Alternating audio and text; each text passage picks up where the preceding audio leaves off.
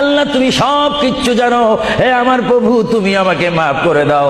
আমার আল্লাহ বলে, তারপরও যদি তোমাদেরকে আমি মাফ না করি, তারপরও বান্দা তোমরা আমার রহমতের দরজা থেকে ফিরে যাইও না।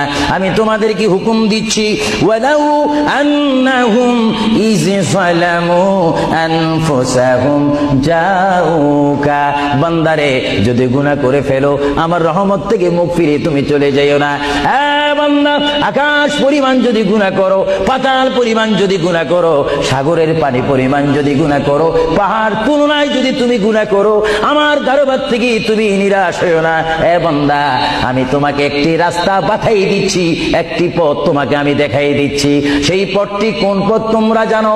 ওয়ালাউ আন্নাহুম ইয যালামু আনফুসাহুম জাউকা, বান্দারে যখন তোমরা বরবাদ হয়ে যাবে তখন তোমাদেরকে একটা পথ আমি তোমাদেরকে দেখাই দিলাম, সেই পথটির নাম হচ্ছে আমার রাসূলের মদিনা। জোরে বলেন সুবহানাল্লাহ।